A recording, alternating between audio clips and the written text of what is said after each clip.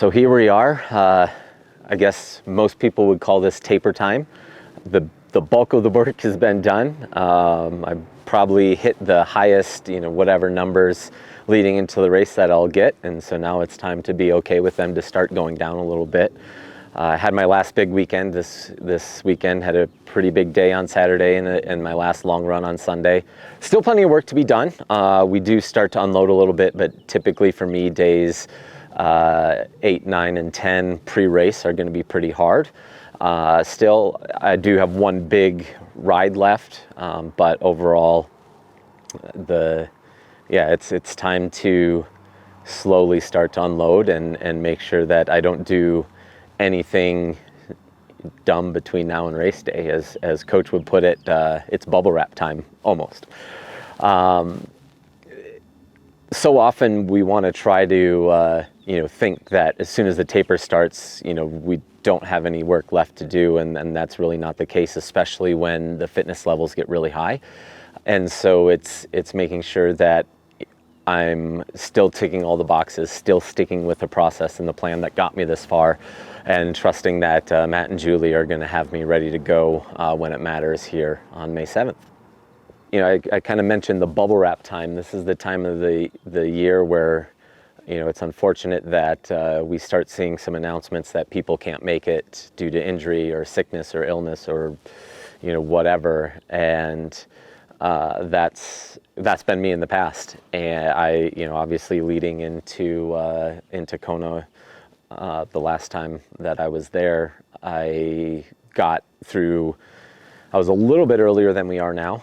I think I was 4 weeks before the race and developed a stress fracture. And so I've really been trying to cover all the bases and make sure that I'm leaving no stone left unturned in terms of the whole overall prep.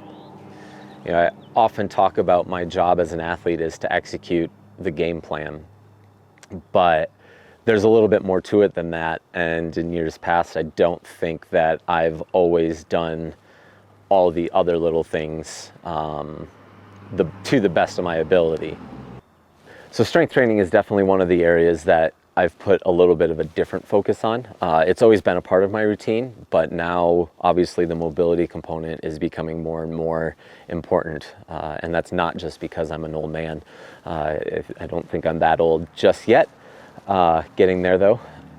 But a lot of the races that have gone wrong for me in the past have been related to issues in my lower back. I've got a fracture in there, I know that. I've been, trying to just deal with it in the past. And so working with Kevin, it's been a constant adjustment and tweaking of how, being able to identify what the kind of the triggers are and try to put myself in positions that are going to help prevent those or help increase the strength and awareness of the body to deal with the stresses that set that off. And crosswinds have always been a big issue for me with the back, and so it's trying to address that because I can't avoid races with crosswinds, since a lot of my goals revolve around a race that is known for its crosswinds. Obviously, I've talked a little bit about the PT that I've been going to lately, and that's, again, working on addressing the low back and the hip issues that just plagued me throughout the last couple of years especially. And, I think I'm in a really good spot. The race sim and a lot of the big work that I did at camp were pretty much symptom-free, and that's really encouraging. We did happen to catch the bigger day, the last couple of bigger days on calmer days, so that helped a little bit. So I'm not feeling too cocky that I'm out of the woods completely. It's still definitely work to be done. Still seeing I'll be seeing Kevin and then the PT and massage all this week, just trying to make sure that the body is really tuned up and ready to go, especially as we start to unload now. Hopefully we can get on top of it even more.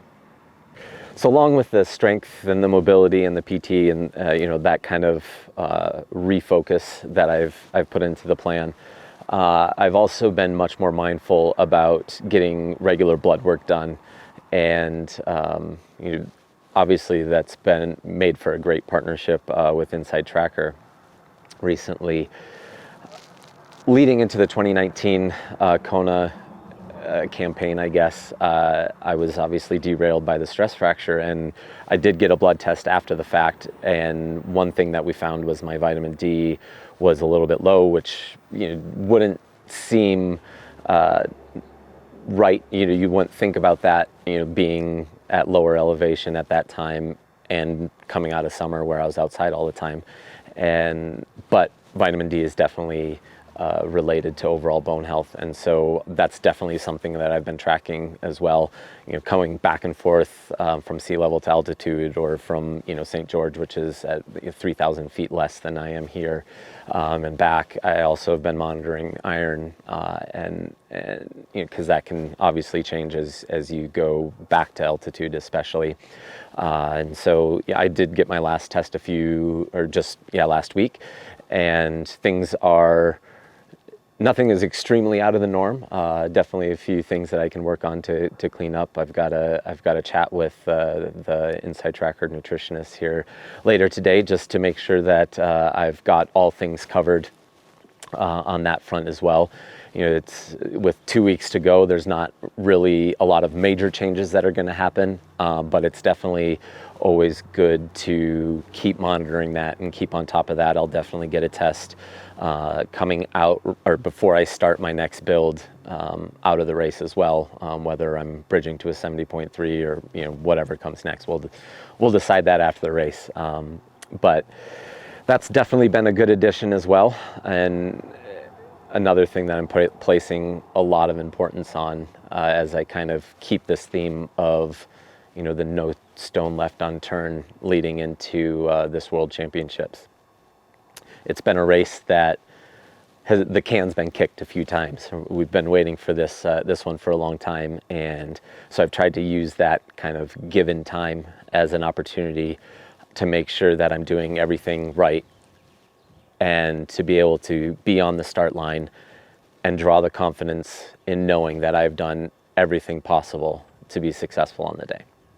So obviously I've been putting a little bit more out there, not something that I've done in the past, and it's a little bit outside of my comfort zone, but I hope you've, enjoyed following along. We'll have one last video out pre-race, and then hopefully a celebratory video out shortly after the race as well.